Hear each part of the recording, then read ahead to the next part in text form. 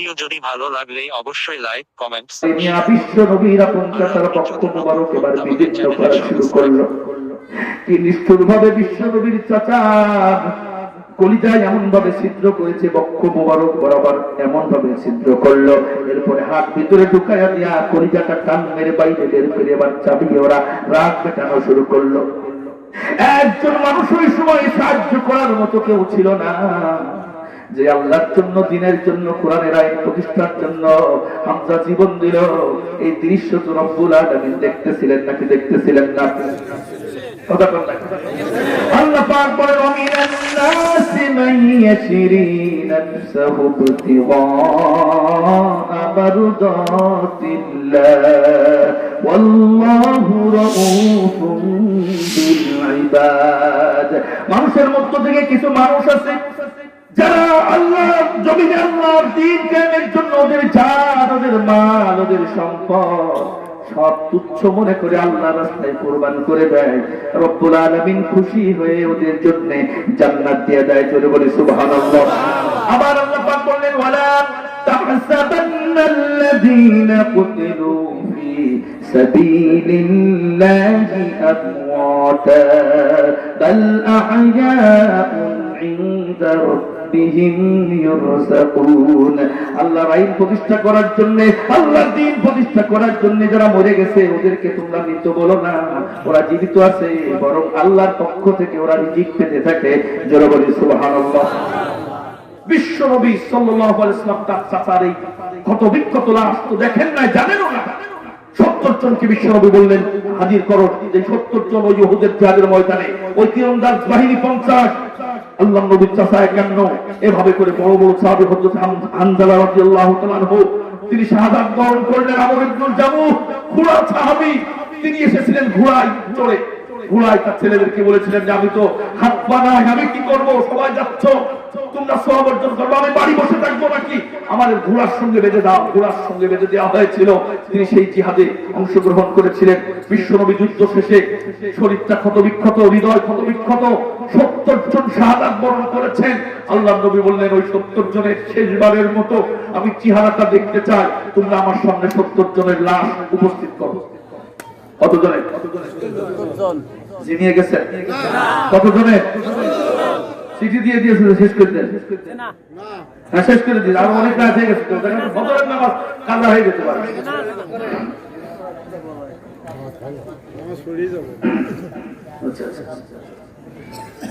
আমার ভাই, বিশ্বনবী যখন বললেন লাশগুলো উপস্থিত করো, 70 জনের লাশই উপস্থিত করা হলো। আল্লাহ নবী লক্ষ্য করে দেখলেন একটা লাশ ঢাকা রয়েছে কাপড় দিয়া, কালো কাপড় দিয়া। আল্লাহ নবী বিশ্বনবী প্রশ্ন করলেন, আচ্ছা সবগুলো তোমরা খোলা রেখেছো, সবগুলো চেহারা দেখা যায়, একটা লাশ কেন ঢেকে রেখেছো? যত সাহাবী ছিলেন কেউ চান নাই আল্লাহর নবী এরকম চাচার ক্ষত বিক্ষত লাশ বিশ্ব নবী দেখুক আর কষ্ট পাক। কারণ আল্লাহর নবী, বিশ্ব নবী সবচাইতে বেশি কষ্ট পাবে তার চাচার এই দৃশ্য যদি দেখে, এই ক্ষত বিক্ষত লাশটা যদি দেখে। এই জন্য সাহাবারা যুক্তি করে, পরামর্শ করে আল্লাহর নবীর সামনে লাশ যখন উপস্থিত করলেন, ওই লাশটা তিনি ঢেকে রাখলেন। আল্লাহর নবী জিজ্ঞাসা করলেন, সব লাশ তোমরা খোলা রেখেছো, ওই লাশটা কেন ঢাকা রয়েছে? ওই লাশটা কার লাশ? কেনই বা তোমরা ঢেকে রেখেছো? হযরত আবু বকর কাঁদে, ওমর কাঁদে, উসমান কাঁদে, তালহা কাঁদে, কেউ কোনো কথা জবাব দিতে পারে না। কারণ বিশ্ব নবীকে কে সান্ত্বনা দেবে যে তোমার চাচা এই অবস্থা হয়েছে? আল্লাহর নবীর কথায় কোন সাহাবী কথা বলে না, সব সাহাবীর মাথাটা নিচু। আল্লাহর নবী, বিশ্ব নবী বলতেছেন, আবু বকর রে, তুমি তো কোনোদিন আমার কাছে কোনো কথা গোপন করো না। আজকে উহুদের জিহাদের ময়দানে 70 জন শহীদ হয়ে গেল। ওই যে তালহার গায়ে তীর লেগেছে, ওই 70 জনের ভিতরে একজন ছিলেন হযরত মুসআব ইবনে উমাইর রাদিয়াল্লাহু তাআলা আনহু। যেই মুসআব মক্কার সবচেয়ে ধনী পরিবারের সন্তান ছিলেন। ইসলাম গ্রহণ করার কারণে তার পোশাক পর্যন্ত কেনার ক্ষমতা ছিল না। আল্লাহর নবী, বিশ্ব নবী উহুদের জিহাদের ময়দানে ওই মুসআবের হাতে কালিমার পতাকা তিনি দিয়েছিলেন। ও মুসআব, এই কালিমার পতাকাটা নিয়ে তুমি মুসলিম বাহিনীর সামনে সামনে তুমি এগিয়ে যাবা। যখন কাফেররা বিশ্ব নবীর উপরে হামলা করার জন্য রওনা হলো, এই মুসাব ওদের দৃষ্টি তার দিকে আকর্ষণ করার জন্য এক হাতে তরবারি আর এক হাতে পতাকা নিয়ে সামনের দিকে তিনি আল্লাহু আকবার বলতে বলতে কাফেরদের মধ্যে ঢুকে গেলেন, যাতে করে ওরা বিশ্ব নবীর উপরে হামলা না করে এর দিকে হামলা করে বাহিনীটা এদিকে আসে। হযরত মুসাব মনে করলেন আমার জীবন চলে যায় যা বিনিময়ে বিশ্ব নবী দুনিয়ার মধ্যে বেঁচে থাক। ওরা এবার মুসাবের দিকে রওনা দিল, হাতে তরবারি আর এক হাতে কালিমার পতাকা। গজওয়ে উহুদ পড়বেন, অসংখ্য হাদিস এসেছে, হযরত মুসাবের জীবনী পড়ে চোখের পানি ধরে রাখা যায় না। একজন কাফির ঘোড়ায় চড়ে তরবারি দিয়া এমন ভাবে ডান হাতে আঘাত করেছে, হাতটা ছিটকে পড়ে গেল। হযরত মুসাবের হাত থেকে তরবারি ছিটকে গেল। হযরত মুসাব বাম হাত দিয়ে কালিমার পতাকা ধরে আছে। ওই কাফেরটা বাম হাতের উপর আরেকটা আঘাত করলো। বাম হাতের পতাকা যখন পড়ে যেতে যায়, ওই কাটা অংশ দিয়া রক্তমাখা হাত দিয়া ওই কালিমার পতাকা জোর করে এসে বুকের সঙ্গে তিনি জড়িয়ে ধরে রাখলেন, কিন্তু কালিমার পতাকাটা তিনি মাটিতে পড়তে দেন নাই, কারণ বিশ্ব নবী নিজ হাতে কালিমার পতাকাটা তার হাতে তুলে দিয়েছেন। কারণ ওখানে লেখা ছিল লা ইলাহা ইল্লাল্লাহ। ওটা মুসলমানদের সম্মান তাতে জড়িত ছিল, মুসলমানদের ইতিহাস ঐতিহ্য জড়িত ছিল। ওই কাফের এবার হযরত মুসাবের বুক বরাবর তরবারি চালাইয়া হযরত মুসাবকে দুনিয়া থেকে বিদায় করেছে ঠিকই, কিন্তু হযরত মুসাব ইন্তেকাল করেছেন, শহীদ হয়েছেন, কিন্তু ওই কাটা অংশ দিয়া তিনি তখনও মরার পরেও শহীদ হওয়ার পরেও পতাকাটা শক্ত করে ধরেছিলেন। ওই পতাকাটা মৃত্যুর সময়ও দেখা গেছে পক পক করে আসমানে উঠতেছে। জোরে বলি সুবহানাল্লাহ। এর রাস্তা বিশ্বনবী যখন দেখলেন, সঙ্গে সঙ্গে পড়লেন মিনাল মুমিনিনা রিজালুন সাদাকু মা আহাদুল্লাহ ফামিনহুম মান ক্বাদা নাহবাহু ওয়া মিনহুম মান ইয়ানতাযির ওয়া মা বাদদালু তাবদীলা। জোরে বলি আল্লাহু আকবার। ওর প্রশংসা করে এই আয়াত বিশ্বনবী পড়লেন। এরপরে ওকে যখন কবরস্থ করা হচ্ছে, তখন দেখা গেল তার একটা চাদর জুটলো, যে চাদর দিয়ে মাথা ঢাকলে পা বের হয়ে যায়, পার দিকে টান দিলে মাথা বের হয়ে যায়। বিশ্ব নবী চোখের পানি ধরে রাখতে পারেন না। আল্লাহর নবী সেই মুহূর্তে বলেছিলেন, মক্কা ধনী পরিবারের সন্তান, সবচেয়ে দামি 200 দিরহামের জামা পড়তো যে মুসাব, বাড়ি ঘর সব ছেড়ে দিয়ে নবীর জন্য, দ্বীনের জন্য, কোরআনের আইনের জন্য, ইসলামের জন্য সব ছেড়ে দিয়ে আজকে উহুদে শহীদ হলো আমার মুসাব। দেখো সেই মুসাবে আজকে যার সবচেয়ে দামি পোশাক পরতো, সবচেয়ে দামি আতর মারতো, সেই মুসাবের আজকে মরার সময় কাফনের কাপড় পর্যন্ত জুটতেছে না। আল্লাহ নবী বিশ্ব নবী এবার আবু বকরকে বললেন, আমার চাচা ওই জায়গাটা যে রাস্তা, ওই রাস্তা কার? হযরত আবু বকর বললেন, দ্বীনের জন্য, কোরআনের জন্য জীবন দিয়ে শহীদ হয়ে গেছে, এটাই তো বড় কথা। ওরা তো জান্নাতে যাবে, ওদের সঙ্গে ইয়া রাসূলুল্লাহ আপনার তো দেখা হয়ে যাবে, কেন আপনি ওদের লাশ দেখার জন্য এত ব্যতিব্যস্ত হয়ে পড়েন? আর কার লাশ কেন আপনি জানতে চান? আল্লাহ নবী বিশ্ব নবী বললেন, আমার কলিজার ভিতরে কেমন জানি কান্না শুরু হয়েছে, কলিজার ভিতরে আমার ক্ষতবিক্ষত হওয়া শুরু হয়েছে। তোমরা কেউ যদি না বলো, আমি নিজে গিয়া লক্ষ্য করে দেখবো ওই রাস্তা কার। আল্লাহ নবী বিশ্ব নবী যখন দেখলেন কেউ দেখাতে রাজি না, কেউ বলতেও রাজি না, আল্লাহ নবী দৌড় শুরু করলেন। সব সাহাবী মাথাটা নিচু করে কাঁদতেছে। উহুদের জিহাদের ময়দানে যত সাহাবী ছিলেন, সব সাহাবী চোখের পানি ছেড়ে কেঁদেছে। আল্লাহ নবী বিশ্ব নবী দৌড়ায়া গিয়া কাপড়টা সরালেন, সরায়া যখন চাচার চেহারার দিকে তাকালেন, আল্লাহ নবী হতভম্ব হয়ে গেলেন। তার চাচার চেহারাটা ওরা কিভাবে ক্ষত বিক্ষত করেছে। আল্লাহ নবীর জীবনে যত বেশি তিনি কান্নাকাটি করেছে, এই উহুদের জিহাদের মতো এত বেশি কান্নাকাটি তিনি কোনদিন আর করেন নাই। আল্লাহ নবীর চক্ষু দিয়া মুক্তার ধারার মতো টপ টপ টপ টপ করে পানি পড়তে লাগলো। বিশ্ব নবী মুখ আর ঘোরায় না, চাচার চেহারার দিকে একভাবে তাকিয়ে আছে। ইসলাম গ্রহণের দিন চাচা বলেছিল, চাচা গো, ও আমার ভাতিজা, আমার কলিজা, তোমার জন্য আর আল্লাহর জন্য অর্থ করে দিলাম। ওই কথাটা নবীর মনে পড়ে গেল, কেন আমার চাচা ওই কথা বলেছিল। এই জন্য বিশ্ব নবী ক্ষত বিক্ষত দেহ দেখার পর হৃদয় তার ক্ষত বিক্ষত হয়ে গেল। আল্লাহর নবী আর একটু নিচু হয়ে ওই ছিদ্র জায়গাটা একটু হাত দিয়ে চামড়াটা ফাঁক করে ভিতরে লক্ষ্য করে দেখলেন, ভিতরে কলিজা দেখা যায় না, খালি খালি দেখা যায়, ফাঁকা ফাঁকা দেখা যায়। আল্লাহর নবী বিশ্ব নবী কান্না বিজড়িত কণ্ঠে বললেন, ও আমার সাহাবারা, আমার চাচার কলিজা আজকে কোথায়? আমার চাচার তো কলিজা আমি পাই না। একজন সাহাবী ওই ক্ষত বিক্ষত চাবানো কলিজা উহুদের ময়দানে ছড়িয়ে ছিটিয়েছিল, ওইগুলো এক এক করে গুছায় হাতে রেখে দিয়েছিল। বিশ্বনবী যখনই চাইলেন দৌড়াইয়া গিয়া বিশ্বনবীর হাতে টুকরা করা ক্ষত বিক্ষত কলিজা বিশ্বনবীর হাতে তুলে দিলেন। আল্লাহর নবী বিশ্ব নবী চাচার কলিজাটা হাতে নিয়া দুহাত উত্তোলন করে আল্লাহর ডাকে বললেন, আল্লাহ আল্লাহ গো, এই চাচার কলিজা আমার হাতে, ও আল্লাহ এই চাচার কলিজা আমার হাতে, দেখো ক্ষত বিক্ষত। যেই চাচা ইসলাম যেদিন গ্রহণ করেছিল ওই দিন আমাকে বুকের সঙ্গে জড়ায় ধরে বলেছিল, আমার কলিজা আপনার জন্য আর আল্লাহর জন্য আমি দান করে দিলাম। আল্লাহ গো, আমি তো সেদিন বুঝতে পারি না আমার চাচা সেই কলিজা দান করে কি করে, কলিজা কিভাবে রক্ষা করে, আমি তো সেদিন চাচার কথা বুঝতে পারি নাই, চাচার কথার মর্মার্থ তো আমি বুঝতে পারি না। আল্লাহ গো, দেখো আমার ওই চাচার কলিজা আজকে আমার হাতে।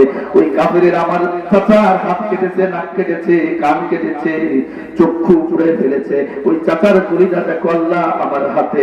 সব সাহাবী কাটতেছেন, বিশ্ব নবী কাটতেছেন। সঙ্গে সঙ্গে আল্লাহ পাক জিবরিল আমিনকে পাঠিয়ে দিলেন, যাও যাও যাও গো জিবরিল, আর দেরি করো না, তাম পৃথিবীর সব মানুষের চোখের পানি আমি আল্লাহ বরদাস্ত করতে পারি, কিন্তু আমার হাবিবের চোখের পানি আমি আল্লাহ সহ্য হয় না। যাও গো জিবরিল, আমার নবী বিশ্ব নবীর মুখে হাসি ফুটানোর একটা ব্যবস্থা করো। জিবরিল আমিন তাড়াতাড়ি করে এসে আল্লাহর নবীকে ডাক দিয়ে বললেন, ও নবী, আপনি কান্নাকাটি করবেন না, উহুদের ময়দানে আল্লাহর পক্ষ থেকে সুসংবাদ আপনার জন্য এসে গেছে। আপনার চাচার হাত কেটেছে, তাতে কি হয়েছে? আপনার চাচার পা কেটেছে, তাতে কি হয়েছে? আপনার চাচার চক্ষু পুড়ে ফেলেছে, তাতে কি হয়েছে? আপনার চাচার কলিজা ক্ষত বিক্ষত করেছে, তাতে কি হয়েছে?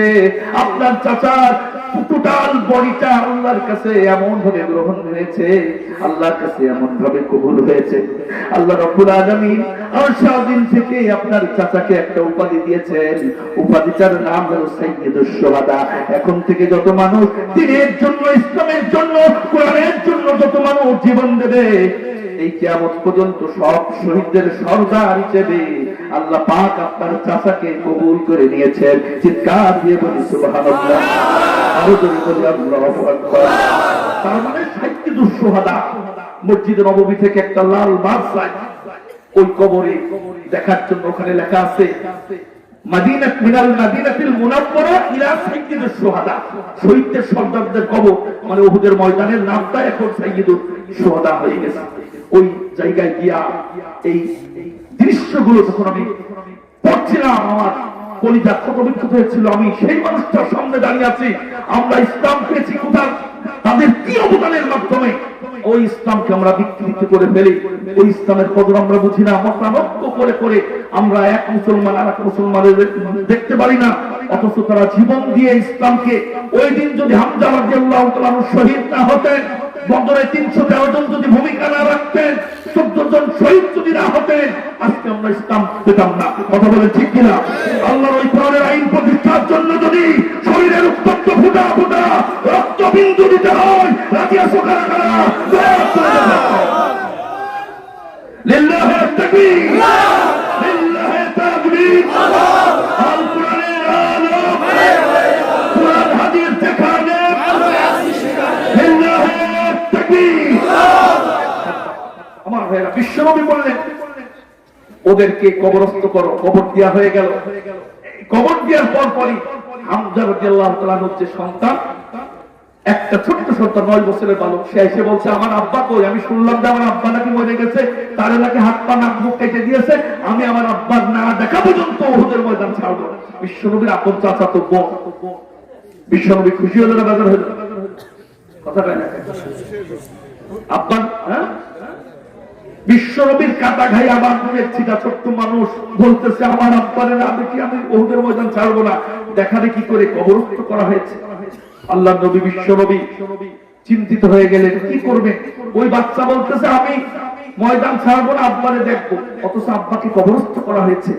বিশ্বনবী আবার কান্না শুরু করলেন। জিবরিল আমিন আবার তাড়াতাড়ি আল্লাহ পাক জিবরিল আমিনকে পাঠিয়ে দিলেন। বললেন যে ছোট মানুষ, ও তো বোঝে না, ওর বুঝ মানানো যাবে না, ওরে কে বুঝাবে? ও তো শুনেছে ওর আব্বা নাই, ও বুঝতেছে ওর কত কষ্ট হচ্ছে। ও ছোট মানুষ, ওরে হাত ধরে হাঁটি হাঁটি পা পা করে ওর বাপ হাত হাঁটা শিখাইছে, রাতের বেলা বুকের উপরে নিয়ে আদর করে করে ঘুম পাড়িয়েছে। ও পিতার বিরহ কি করে সহ্য করবে?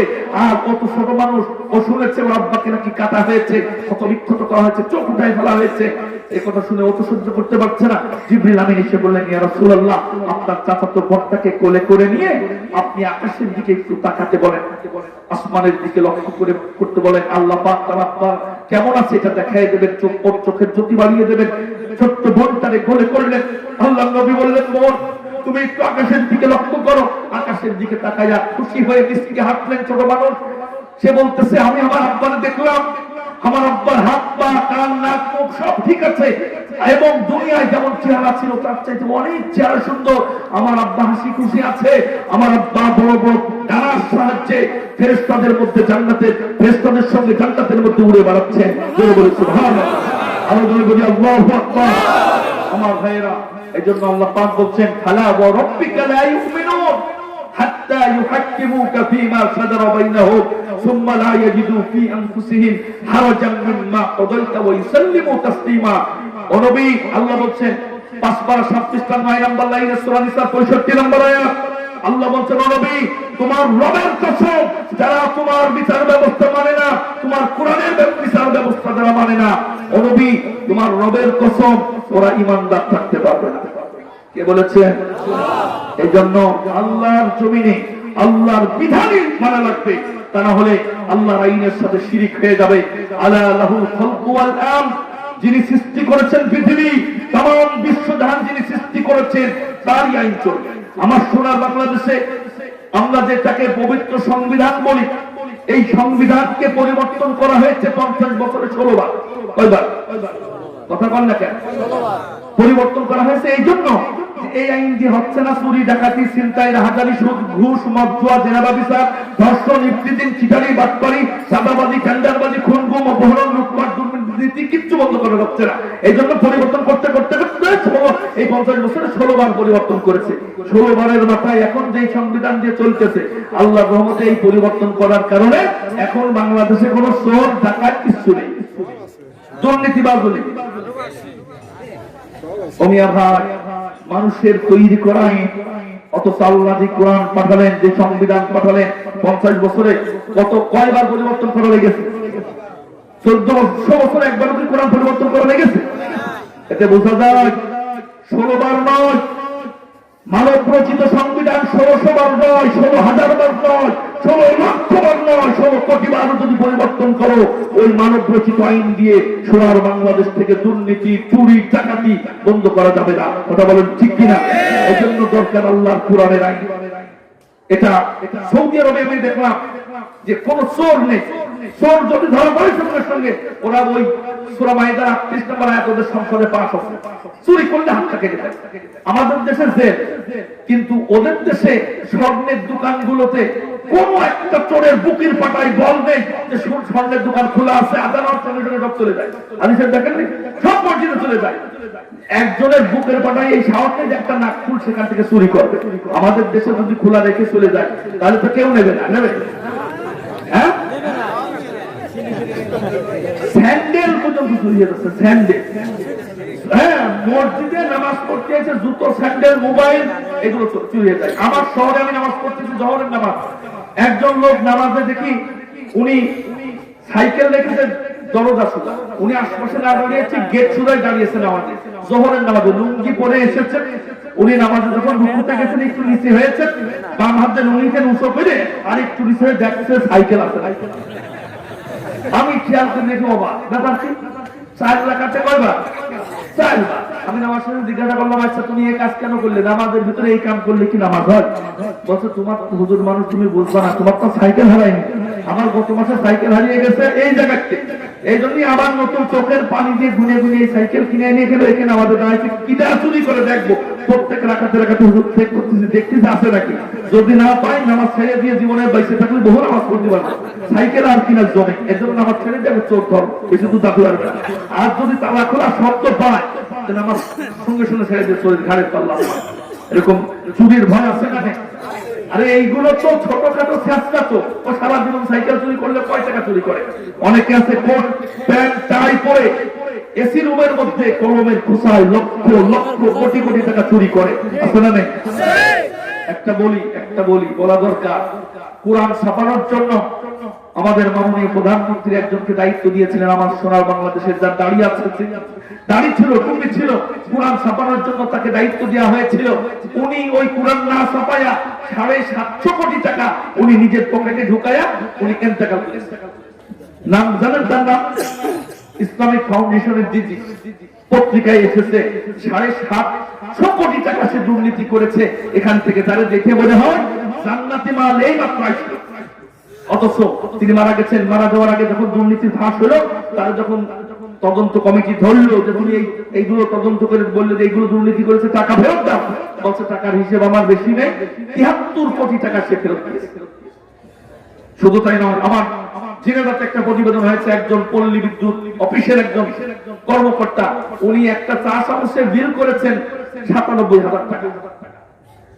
একটা চা চামচের দাম 20 টাকা বা 25 টাকা, খুব ভালো হলে 50 টাকায় ধরলাম, উনি 97,000 টাকা ধরেছেন একটা চা চামচের দাম। ওই 20 টাকা 30 টাকা দিয়ে চা চামচ কিনা বাকি টাকা পকেটে ঢুকিয়েছে। এরকম এরকম তো গোপালগঞ্জে নেই নাকি? আমরা ফিরাই ফিরাই পত্রিকায় পড়ি, অবাক হই, এই আয়াতটা যদি সৌদি আরবের মতো হাত কাটার বিধান যদি থাকতো, আল্লাহর নবী বিশ্ব নবী 10 বছর রাষ্ট্র পরিচালনা করেছে, মাত্র 4 জনের হাত কেটেছেন। 10 বছরে কারোর বুকের পাটায় সাহস হয়নি চুরি করার, কারণ জানে চুরি করলেই হাত কেটে দেবে। আমরা মানবরচিত আইন, এটা আমাদের ব্রেন থেকে বানিয়েছি, এটা দিয়ে তো সম্ভব না চুরি বন্ধ করা। আল্লাহর পক্ষ থেকে বিধান হলো, কেউ যদি ধর্ষণ করে ফাজিলিদু, তাহলে পিটাবা, নিয়ে আপনার জালদা 100টা বেতের বাড়ি মারবা। আমরা ধর্ষককে 6 মাসের জেল, 2 মাসের জেল, জরিমানা, আর্থিক দণ্ড। এখন তো ধর্ষণ আর হয় না, তাই না? কিন্তু আল্লাহ পাক বললেন, ওই ধর্ষণকারীকে ধরো, জনসম্মুখে বলিয়ে নির্মমভাবে নিষ্ঠুরভাবে কাঁদিছে, ওরে পিটাবে, 100টা বেতের বাড়ি মারবে। যে ধর্ষণ করেছে সে যদি অবিবাহিত হয় 100টা বেতের বাড়ি মারবে। ওলা তাখুজকুম বিহিমা রাফাতুন, ওই কাজী সাহেবের অন্তরের ভিতরে কোনো দয়া মায়া রাখলে হবে না। এবং জনগণ দেখবে, মিডিয়া দেখবে, পত্রিকায় আসবে যে লোকের এই কাজ করার কারণে এই শাস্তি হয়েছে। একটা শাস্তি দেওয়ার পর আল্লাহর কসম সোনার বাংলাদেশে একটা ধর্ষণ হবে না, এমনকি যুবক ছেলেদের সভ্যতা পর্যন্ত বন্ধ হয়ে যাবে। কথা বলে ঠিক কিনা? এখন আল্লাহ প্রেসক্রিপশন দিলেন যে ওর বাড়ি দাও, আপনি আল্লাহর প্রেসক্রিপশন সরাইয়া আপনি গ্যাস্ট্রিকের অন্য প্রেসক্রিপশন গ্রহণ করে তারা জেলে দিলেন। এই জেলে দেওয়ার পরে ও বের হয়ে এসে মনে করবে ওইবার ধরা খাইছিলাম, এইবার বাড়ির ওর পিছন দিয়ে যাবো তাতে ধরা না খাই। কথা কোন ঠিক কিনা? অনেক কথা ছিল, আমি সব নোট করে এনেছিলাম। শিরকের বিষয়গুলো, আইনের বিষয়টা বেশি হয়েছে, আইনের বিরোধিতা করেছিল আব্দুল্লাহ ইবনে উবাই, তার পরিণাম কি হয়েছিল? শিরিক। এই শিরিকগুলো আমরা একে একে করে করে ঈমান নষ্ট করে ফেলছি। কয়টা শিরিক হয়েছে ভাই? 7টা। বাকি আছে কয়টা? 13টা। অনেক রাত হয়ে গেছে, না জিকির করেন লা ইলাহা